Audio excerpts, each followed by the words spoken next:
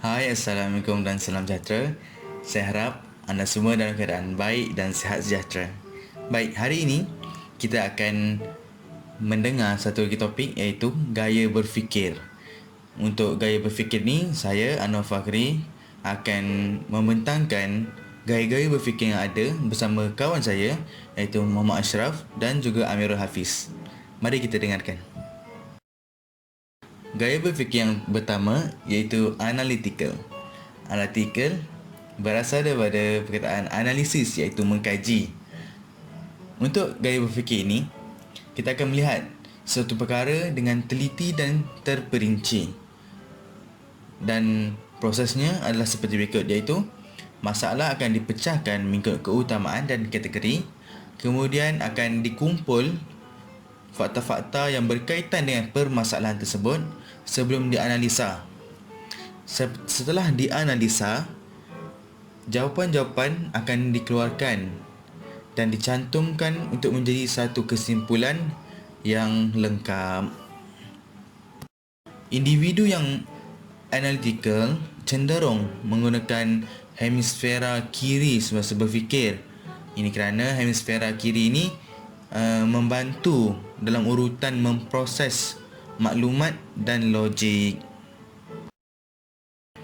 Okey, sekarang kita akan melihat kepada tujuan pemikiran analytical. Baik, apa kepentingan dan tujuan untuk berfikir secara analytical? Okey, yang pertama kita tengok membuat huraian terperinci tentang sesuatu idea, mencari persamaan dan perbezaan, mencari punca kepada masalah, menyusun maklumat, membuat tafsiran, mencari perkaitan idea untuk menyelesaikan masalah dan juga untuk mencari kaitan sebab dan akibat. Jadi, gaya berfikir secara analitikal ni boleh digunakan oleh kalangan pelajar contohnya. Kita tengok tujuan mencari punca kepada masalah. Okey, bagi pelajar untuk menyelesaikan sesuatu soalan itu, dia harus mencari punca kepada permasalahan yang dikemukakan. Contohnya seperti dalam subjek matematik dan sains khususnya.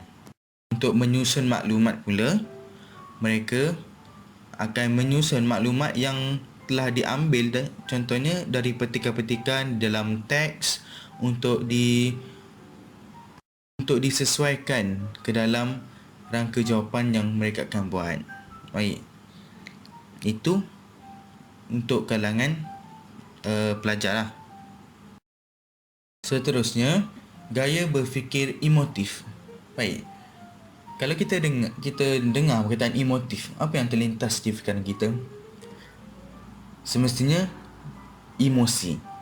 Baik, pemikiran emotif ni iaitu penggunaan pelbagai emosi ataupun perasaan sebagai asas membuat pendapat dan keputusan.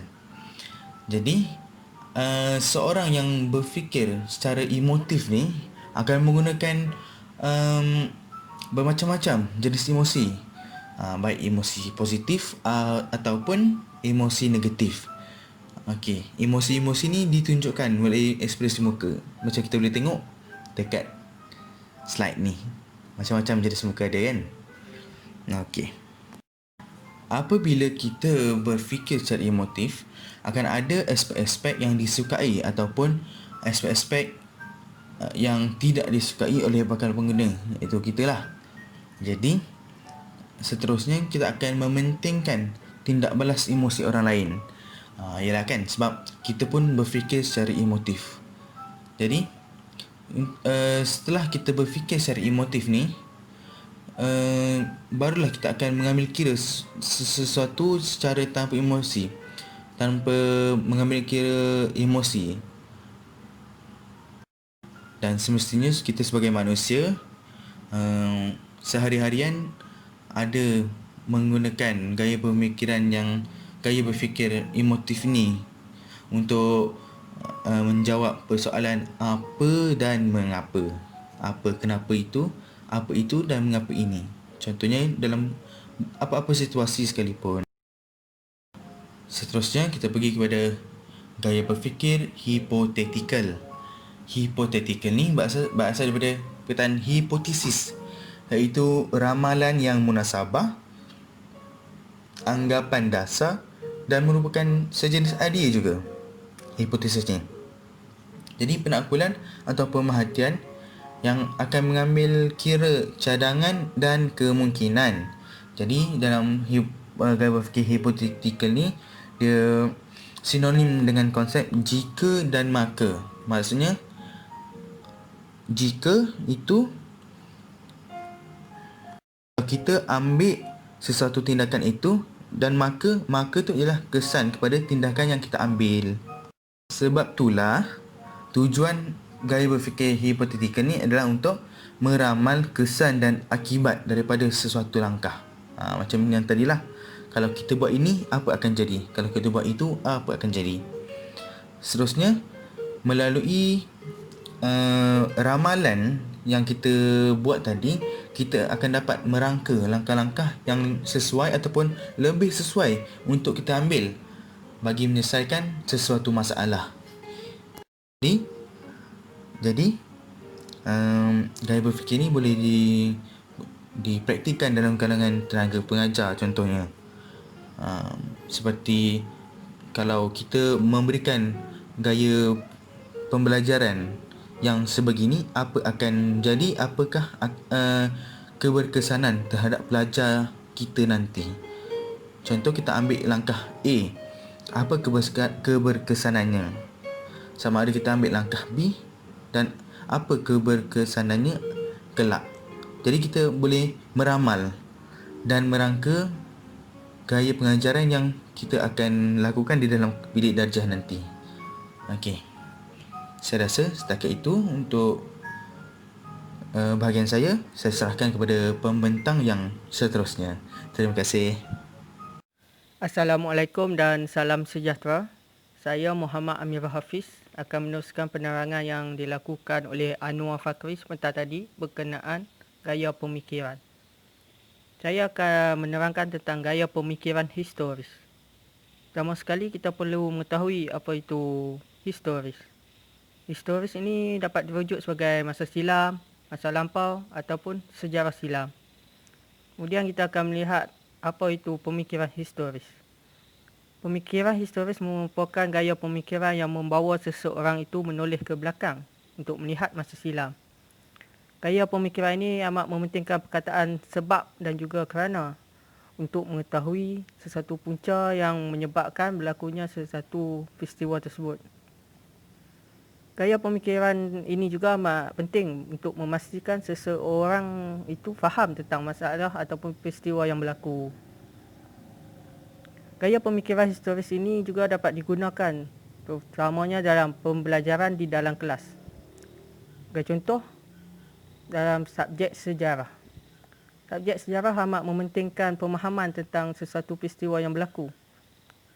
Oleh sebab itu, guru dan murid dapat memahami tentang sesuatu peristiwa atau sejarah pada masa dahulu.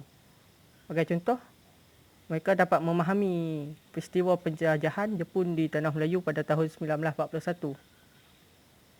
Melalui gaya pemikiran historis ini, mereka akan mengetahui sebab dan mengapa peristiwa ini berlaku. Punca Jepun menjajah Tanah Melayu. Jadi, apabila seseorang menanyakan tentang peristiwa ini, mereka dapat menjawab dengan tepat mengapa dan punca berlakunya penjajahan Jepun di Tanah Melayu. Seterusnya, saya akan menerangkan tentang gaya pemikiran intuitif. Intuitif atau intuisi ini merujuk kepada suara hati kecil yang memberitahu sesuatu akan terjadi ataupun untuk melakukan sesuatu. Intuitif juga boleh dirujuk sebagai gerak hati dan juga ramalan. Pemikiran intuitif ini berlaku berasaskan penggunaan suara hati kecil ataupun gerak hati untuk mengambil sesuatu tindakan dan keputusan dengan tidak mengambil kira fakta dan juga maklumat yang lengkap. Jadi mereka hanya mengambil keputusan hanya berdasarkan gerak hati mereka sahaja. Pemikiran intuitif ini dapat digunakan dalam 4 keadaan, iaitu keadaan yang pertama, keputusan perlu dilakukan walaupun maklumat tidak lengkap atas sebab yang tidak dapat dielakkan. Untuk keadaan kedua, maklumat banyak tetapi tidak relevan dengan keputusan. Keadaan yang ketiga, banyak alternatif keputusan yang sama taranya. Keadaan ini bermaksud boleh mengambil lebih daripada satu keputusan dan tiap-tiap keputusan tersebut sama ada baik ataupun sama buruknya. Dan untuk keadaan yang keempat, iaitu keadaan terdesak dan tiada waktu untuk mencari maklumat yang lengkap. Gaya pemikiran intuitif dan juga empat keadaan tersebut dapat digunakan dalam pembelajaran di dalam kelas. Sebagai contoh, untuk keadaan yang pertama, seorang guru memberikan soalan yang spontan kepada seorang murid untuk dijawabnya. Namun murid tersebut tidak mempunyai maklumat ataupun pengetahuan yang lengkap untuk menjawab soalan tersebut. Maka murid tersebut hanya akan menggunakan pemikiran intuitif ataupun gerak hatinya sahaja untuk menjawab soalan tersebut. Untuk keadaan yang kedua pula, murid tersebut mempunyai maklumat ataupun pengetahuan yang lengkap untuk menjawab. Namun jawapan yang diberikan ataupun keputusan yang diberikan tidak tepat dengan maklumat tersebut. Dan untuk keadaan yang ketiga, seorang guru memberikan soalan kepada murid untuk dijawab sama ada secara lisan ataupun bertulis. Namun keputusan yang diambil ataupun jawapan yang diberikan oleh murid tersebut sama ada secara lisan ataupun bertulis, keputusannya hanya akan sama ada baik ataupun jawapannya buruk. Dan untuk keadaan yang keempat, keadaan terdesak dan tiada waktu untuk mencari maklumat yang lengkap. Sebagai contoh, guru memberikan soalan matematik secara spontan untuk seorang murid.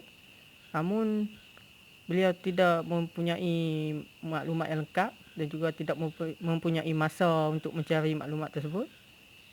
Maka murid itu akan menggunakan pemikiran intuitif ataupun gerak hati ataupun ramalan untuk menjawab soalan tersebut. Sebarang keputusan ataupun jawapan gerak hati yang dilakukan akan lebih tepat jika seseorang itu mempunyai banyak maklumat. Hal ini demikian kerana semakin banyak maklumat yang diketahui, maka semakin tinggi keupayaan intuisinya untuk membuat keputusan yang tepat.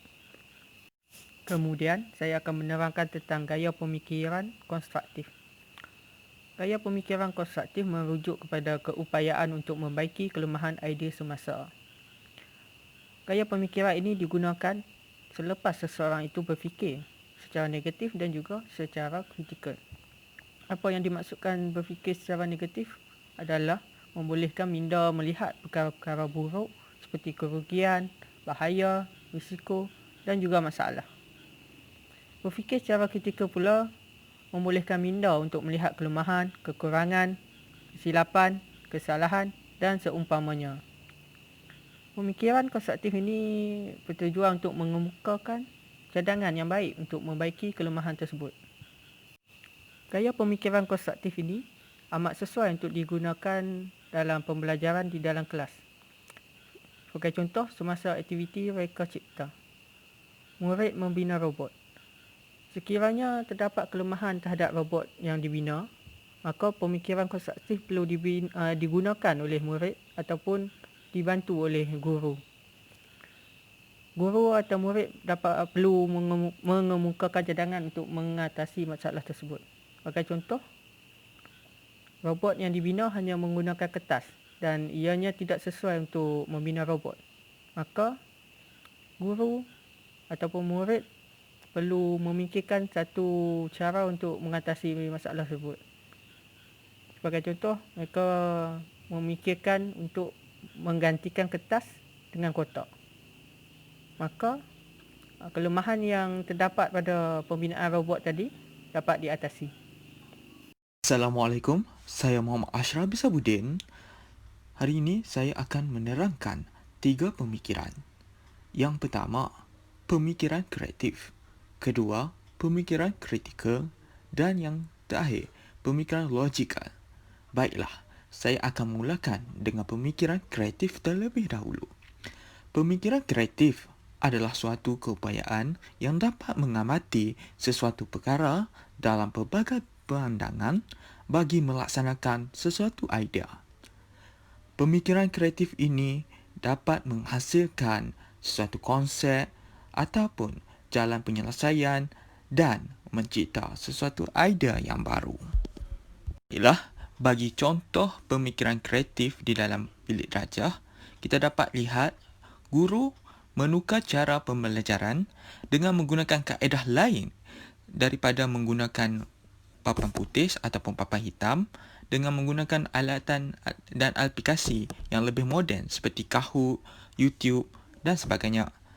Manakala kepada pelajar, mereka menggunakan pemikiran kreatif ini dengan menukar cara mencatat nota seperti sedianya, menulis semula nota yang diberikan oleh guru dengan menggunakan kaedah lain dengan membuat peta minda ataupun slide.